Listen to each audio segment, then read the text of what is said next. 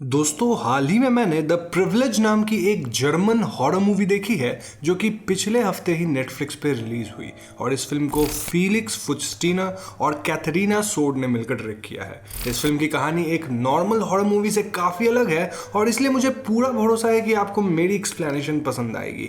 So if you happen to enjoy this video make sure कि आप video को like करने के साथ साथ हमारे चैनल को सब्सक्राइब करके बेल आइकॉन को जरूर दबा दीजिएगा, क्योंकि अब भी आप में से तकरीबन 42% लोग हमारी वीडियोस तो देखते हैं लेकिन उन्होंने चैनल को सब्सक्राइब नहीं किया है for some reason. So now with that said let's roll the intro.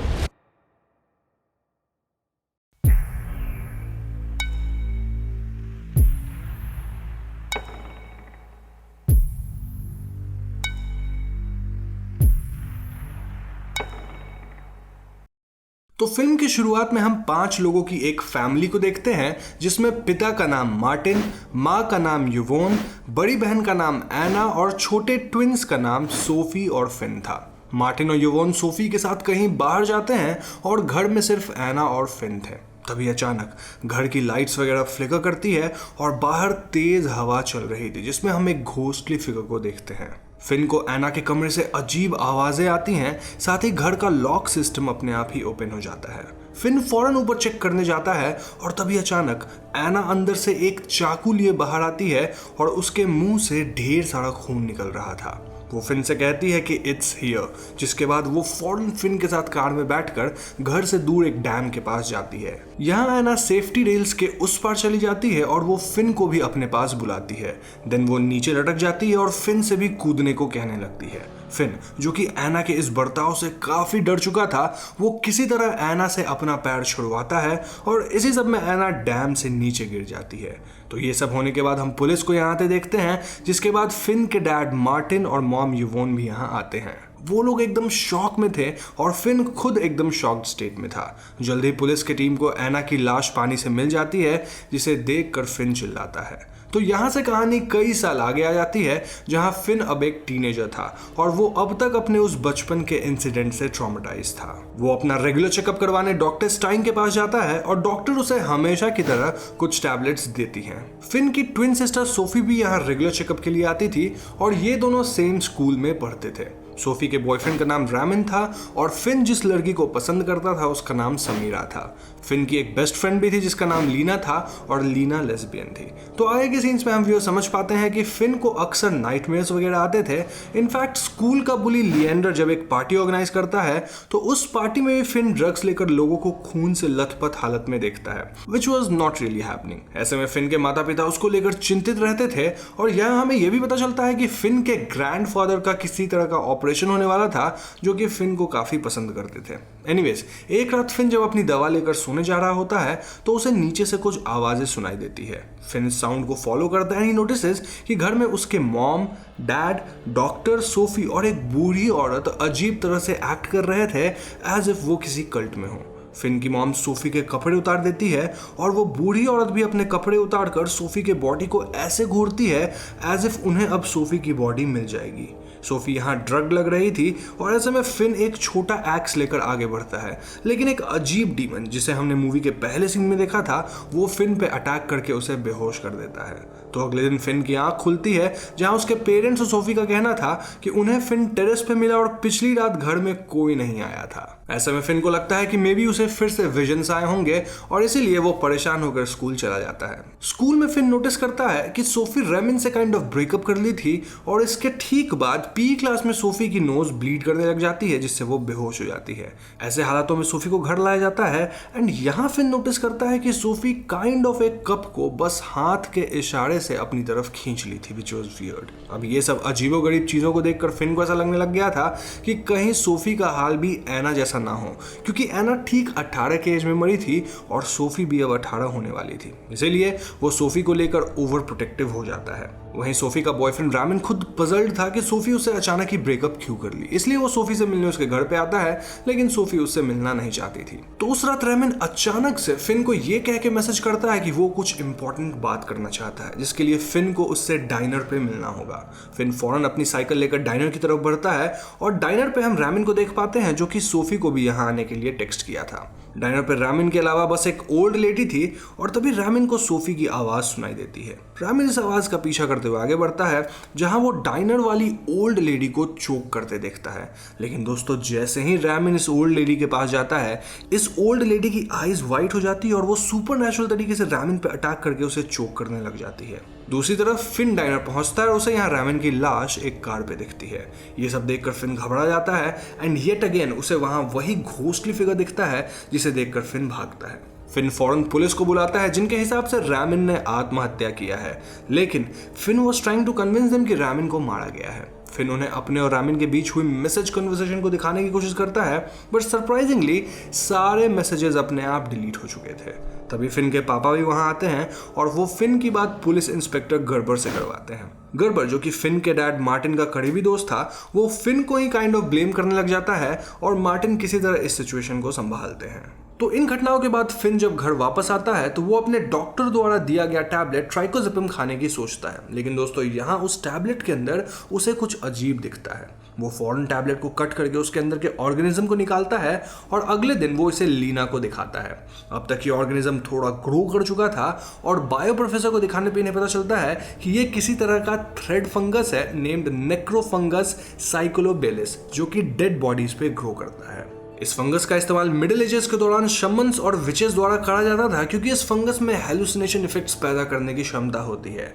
वो लोग मानते थे कि इस फंगस की मदद से एक इंसान डीमन स्पिरिट्स या फिर गॉड से कनेक्ट कर सकता है।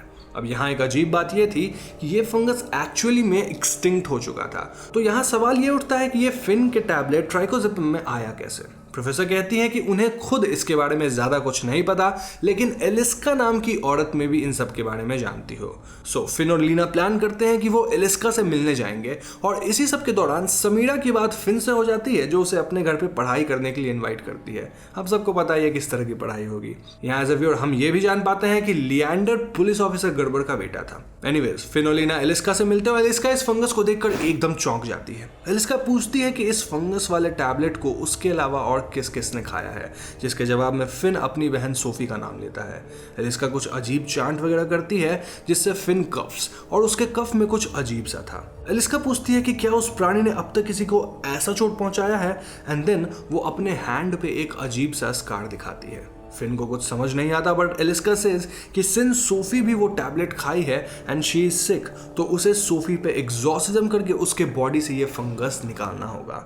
फिन को ये बातें बेवकूफाना लगती है और इसीलिए वो लीना के साथ यहाँ से फौरन निकल जाता है। एनीवेज उस दिन फिन के ग्रैंडफादर की ऑपरेशन होने वाली थी और फिन उनसे मिलने जाता है। वहां एज अ व्यूअर हमें पता चलता है कि फिन के ग्रैंडपा एक प्रीस्ट हुआ करते थे और वो बताते हैं कि कई सालों पहले जब वो पास्टर थे तो उन्होंने एक बच्चे पे काइंड ऑफ एग्जॉर्सिज्म किया था जो कि काफी बीमार था। उस प्रक्रिया के दौरान वो एक इविल बीइंग से फेस टू फेस आकर उसे कन्फ्रंट किए थे, जिससे सब कुछ बदल गया था। ग्रैंडपा के हिसाब से कई लोगों में डीमन होता है और जब साइंस उसे समझ नहीं पाता तो उसे मेंटल डिसऑर्डर करार देता है। ये सब कहने के बाद ग्रैंडपा को ऑपरेशन के लिए ले जाया जाता है और फिन एक ग्लास के थ्रू ऑपरेशन प्रोसीजर देख पाता है। तभी अचानक लाइट्स वापस फ्लिकर करती हैं और फिन देखता है कि उसके ग्रैंडपा के अंदर से अजीब सा काला पदार्थ बाहर निकल रहा था, विच वाज डिमोनिक।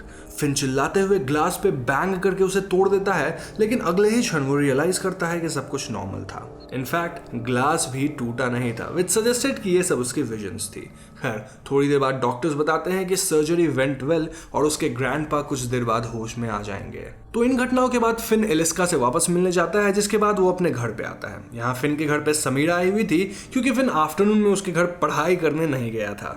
फिन के पेरेंट्स समीरा और फिन को अकेला छोड़कर घर से बाहर चले जाते हैं और ऊपर वाले कमरे में बीमार सोफी आराम कर रही थी। पेरेंट्स के जाते हैं फिन फौरन लीना को यहाँ बुलाता है, जिसके बाद एलिस्का और उसका बेटा जूरी भी यहाँ आते हैं टू परफॉर्म एग्जॉर्सिज्म। समीरा को कुछ समझ नहीं आ रहा था कि यहाँ क्या चल रहा है, जिसपे फिन सेज कि उसने इन सब को एग्जॉर्सिज्म करने के लिए बुलाया है और अब समीरा को भी कोऑपरेट करना होगा। ये सभी लोग एक दूसरे का हाथ पकड़कर कुछ इक्विपमेंट्स और एलिजा की मदद से एग्जॉर्सिज्म करने लगते हैं, जिसमें शुरुआत में तो कुछ रिस्पॉन्स नहीं आता, लेकिन जल्द ही हम एक डिमोनिक आवाज सुन पाते हैं जो कि कुछ ऐसा बोलता है, get out, she belongs to me. Elisa बार बार बोलती है रिवील योरसेल्फ, जिसके जवाब में ये स्पिरिट बोलता है you are all going to die.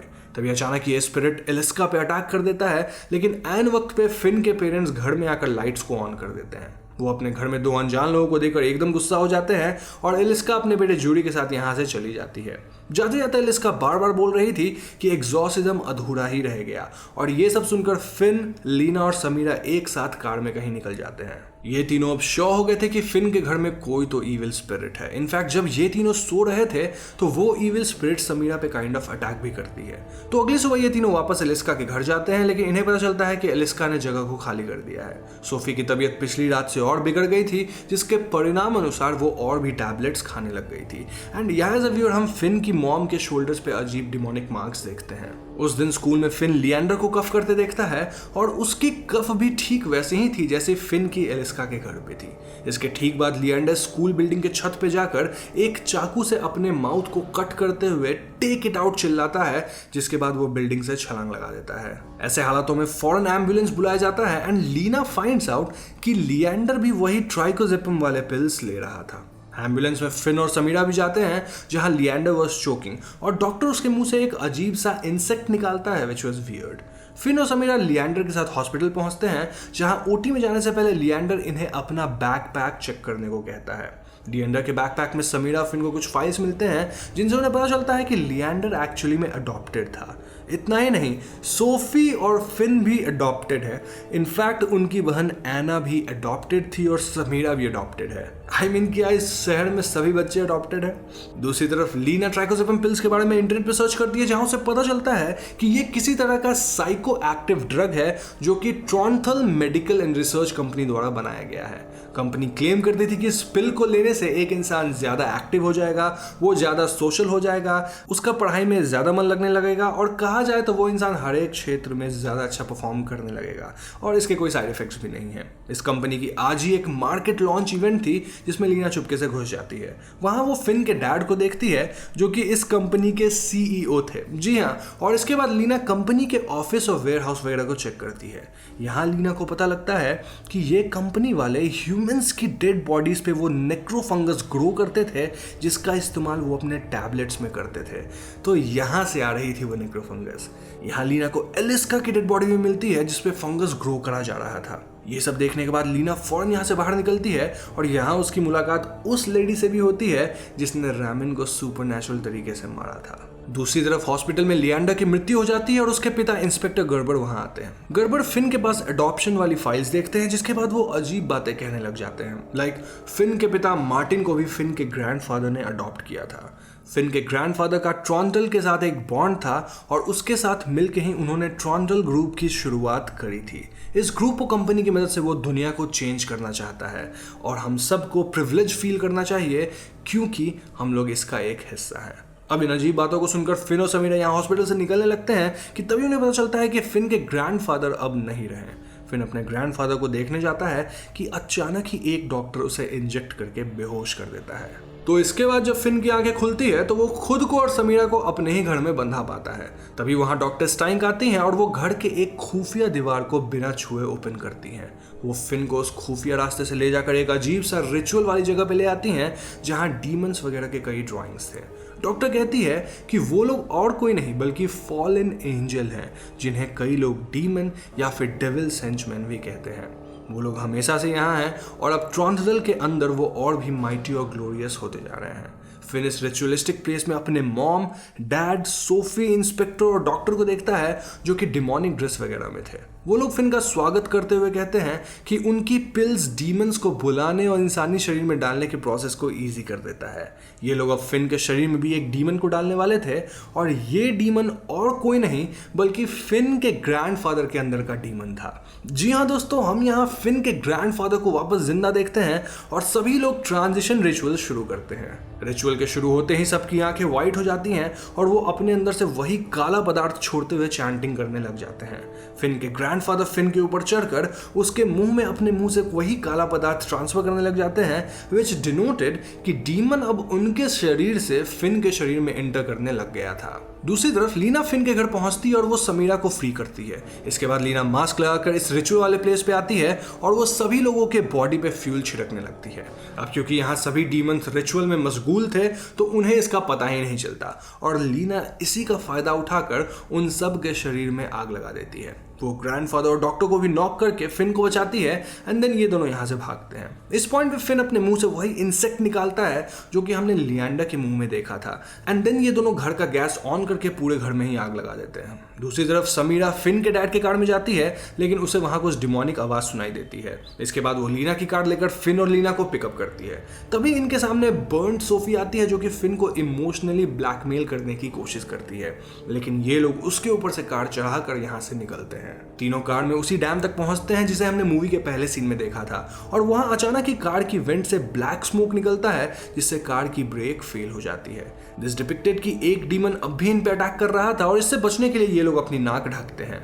इनकी कार डैम के सेफ्टी रेल्स को तोड़कर लटक जाती है लेकिन ये तीनों किसी तरह कार से बाहर निकल जाते हैं। इसके ठीक बाद ये कार डैम से नीचे गिरकर ब्लास्ट कर जाती है जिसके साथ हम डीमन को भी देखते हैं जो कि नीचे शायद जल चुका होगा। तो इतना सब होने के बाद ये तीनों वॉक करके आगे बढ़ते हैं जहां इन्हें बड़ा सा बिलबोर्ड दिखता है जिसपे ट्राइकोजेपम पिल की एडवर्टाइजिंग थी एंड दिस डिपिक्टेड कि हमारी दुनिया में ना जाने कितने लोग इन पिल्स की वजह से अपने शरीर में डीमंस लेकर घूम रहे होंगे, so they can not trust anyone. Lena और फिन साथ में वॉक करके आगे जाते हैं लेकिन समीरा रुक जाती है। वो कैमरा की तरफ देखती है और हम व्यूअर्स देख पाते हैं कि उसकी आईज वाइट थी विच मेंट कि समीरा पजेस हो चुकी थी। इसी के साथ द प्रिविलेज मूवी खत्म हो जाती है। तो दोस्तों ये थी फिल्म की कहानी एंड आई नो कि आप सबके मन में फिलहाल कुछ डाउट्स होंगे। वेल डोंट वरी क्योंकि मैं कोशिश करूंगा कि यहाँ मैं आपके सारे डाउट्स क्लियर कर दूं। अब ध्यान रहे ये मेरी अपनी पर्सनल थ्योरीज है तो हो सकता है ये गलत भी हो सही भी हो एंड आपकी थ्योरीज मेरे से अलग हो। सो बेसिकली फिन के जो पेरेंट्स थे उनके अंदर डीमंस रिसाइड करते थे और ये डीमंस धीरे धीरे ज़्यादा से ज़्यादा लोगों को पजेस करना चाहते थे। ये लोग बच्चों को अडॉप्ट करते थे ताकि जब वो 18 साल के हो जाए तो डीमंस बूढ़े शरीर को छोड़कर एक यंग शरीर को अपना सके। यही वजह है कि मूवी की शुरुआत से ही डॉक्टर स्टाइंग फिन और सोफी के हेल्थ का खास ध्यान रखती थी। फिन के माता पिता भी हमेशा यही सोचते रहते थे कि क्या हमने इनको ठीक ढंग से बड़ा किया है, बेसिकली हेल्दी बड़ा किया है कि नहीं, ताकि डीमन अच्छे से रिसाइड कर सके। वो इन्हें ट्राइकोजेपम पिल देते थे ताकि इनके अंदर वो नेक्रोफंगस ग्रो कर सके जिसकी मदद से उनके शरीर को एज पोर्टल यूज करके डीमंस हासिल कर सके। मूवी की शुरुआत में एना के साथ भी ऐसा ही कुछ किया जा रहा था लेकिन एना शायद ये सब झेल नहीं पाई और वो डैम से गिरकर मारी गई। देन फिन ने सोफी को तो देखा ही था जहां एक बूढ़ी औरत सोफी के शरीर को देखकर खुश हो रही थी, यानी कि उस बूढ़ी औरत के अंदर का डीमन ही सोफी के शरीर को अपनाया होगा। दिस ऑल्सो टेल्स अस कि मेरी फिन जो चीजें देखता था वो सारी गलत नहीं होती थी। I mean most of them were real, लेकिन उसे ऐसा बिलीव कराया जाता था कि वो हेलुसिनेट कर रहा होगा। अब ये सब सुनकर आपका डीमन वाला कॉन्सेप्ट थोड़ा बहुत क्लियर हो गया होगा, लेकिन एक सवाल आपके मन में अब भी होगा कि आखिर ये सब शुरू कहां से हुआ।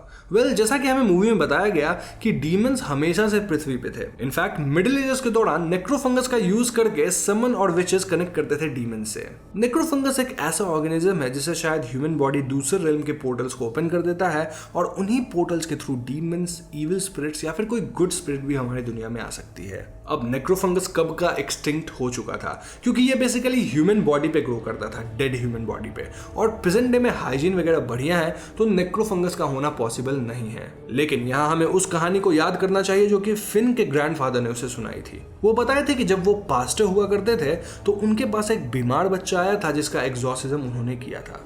एग्जॉर्सिज्म के दौरान उन्होंने ईविल को फेस टू फेस कन्फ्रंट किया था जिसके बाद सब कुछ बदल गया। अब ये बदलाव अच्छा नहीं बल्कि बुरा था। जी हाँ, उस ईविल स्पिरिट ने फिन के ग्रैंडपा को ही पजेस कर लिया होगा और तब से वो और भी डीमंस को हमारी दुनिया में बुलाने का प्रयत्न करने लगे। वो बच्चा जो उनके पास आया था वो शायद मार्टिन रहा होगा क्योंकि मार्टिन भी अडॉप्टेड ही था। नाउ फिन के ग्रैंडपा ने ट्रॉन्डल मेडिकल एंड रिसर्च कंपनी के साथ मिलकर इन नेक्रोफंगस को वापस से ग्रो करना शुरू किया होगा जिसके बाद टाउन में वो और भी लोगों के अंदर डीमंस को डाल सके। पहले ये प्रोसेस थोड़ा कठिन होता होगा लेकिन विथ टाइम ट्रॉन्डल कंपनी ने ट्राइकोजेपम पिल्स को डेवलप किया जिसके अंदर वो नेक्रोफंगस डालकर लोगों से कंज्यूम करवाते थे। इसे कंज्यूम करने के बाद लोग डिजी वगैरह फील करने लगते थे क्योंकि ये एक हेलुसिनेट करने वाला एजेंट था जो कि डीमंस वगैरह से कनेक्ट करवा सकता था। इन पिल्स की वजह से ये पूरे रिचुअल का प्रोसेस काइंड ऑफ इजी हो गया। सो बेसिकली कहा जाए तो डीमंस यहाँ सिर्फ सुपरनैचुरल नहीं बल्कि साइंस का ही यूज कर रहे थे। और एक और बात कि डीमन जिनको भी पजेस करते थे वो लोग बहुत फिट रहते थे क्योंकि उन लोगों को जिंदगी में कुछ अच्छा करना था, except for that old lady. Now Finn के फादर ने 3 बच्चों को अडॉप्ट किया था जिसमें एना मारी गई, सोफी को सक्सेसफुली एक डीमन पजेस कर पाया और फिन के अंदर उसके ग्रैंडफादर वाला डीमन नहीं आ सका क्योंकि लीना उसे बचा ली। अब ट्रॉन्डल सिर्फ एक कंपनी के अलावा कोई डीमन भी हो सकता है जिसके नाम पे ये कंपनी स्टैब्लिश करी गई हो। पजेस्ड लोगों में डॉक्टर, फिन के पेरेंट्स, उसकी ट्विन ट्विन सिस्टर, इंस्पेक्टर, वो बूढ़ी औरत, शहर के ना जाने कितने और लोग, और फाइनली समीरा भी शामिल थी। कमिंग टू समीरा, मेरा मानना है कि वो तब पजेस हुई होगी जब वो भागते वक्त फिन के डैड के कार में गई थी। ये भी हो सकता है कि वो लास्ट में डैम पे कार में पजेस हुई हो जब कार वेंट से ब्लैक स्मोक के फॉर्म में डीमन निकला था। उसके पोजीशन की बात अब तक फिन और लीना को पता नहीं है, यानी कि इस फिल्म की सेकंड पार्ट आ सकती है। एक और पॉइंट उठता है रामिन को लेके, जिसे वो बूढ़ी औरत मार डाली थी। रामिन को मोस्टली ये बातें थोड़ी बहुत पता चल गई थी और वो फिन को सब बताना चाहता था, लेकिन इससे पहले वो बूढ़ी औरत रामिन को मार डाली। इन केस ऑफ लिएंडर, उसे भी अपने अडॉप्शन वाली बात पता चल गई होगी एंड व्हेन ही वाज 18 उसको चीजें इफेक्ट करने लगी, इसलिए वो खुद को कट करके छत से कूद गया। लोग खुद को माउथ में कट इसलिए करते ताकि वो अपने अंदर से वो नेक्रोफंगस को निकाल सके, जो कि बाद में एक इंसेक्ट का फॉर्म लेता था। नाउ लास्ट क्वेश्चन इज कि इन डीमंस के पास किस तरह के पावर्स थे। वेल, जैसा कि हम मूवी में देख पाए, ये डीमंस चीजों को बिना टच करे मूव कर सकते थे, ये काले पदार्थ के रूप में ट्रैवल कर सकते थे, वो विंड फॉर्म में लोगों पे अटैक कर सकते थे, और अगर उन्होंने ह्यूमन बॉडी को पजेस कर लिया है तो वो ह्यूमंस की आंखें व्हाइट करके उनसे सुपरनैचुरल चीजें करवा सकते थे, लाइक सुपर स्ट्रेंथ, थोड़ा सा लेविटेशन इत्यादि। ये डीमन सिर्फ उनको ही पजेस कर पाते थे जिनका एज 18 या एबव हो, एंड पोजेशन से पहले विक्टिम के अंदर अजीब तरह का एक इंसेक्ट आता था जो कि नेक्रोफंगस की वजह से ही उत्पन्न होता होगा। इन डीमंस का मकसद है पूरे दुनिया पे कब्जा करना, और इसके लिए वो ट्राइकोजेपम पिल्स का यूज कर रहे हैं ताकि सब लोग इसे कंज्यूम करें एंड डीमंस के लिए लोगों को पजेस करना इजी हो जाए। तो बस इतनी ही थियरीज है मेरे पास। अगर आपके पास कुछ एक्स्ट्रा थियरीज है तो मुझे कमेंट्स में जरूर बताएं। साथ ही अगर ये वीडियो आपको पसंद आए तो लाइक और शेयर जरूर करें। जाने से पहले हमारे चैनल हॉन्टिंग ट्यूब को सब्सक्राइब करके बेल आइकन को जरूर दबा दीजिएगा, क्योंकि हम अपने चैनल पे ऐसे वीडियोस लाते रहते हैं। पीस।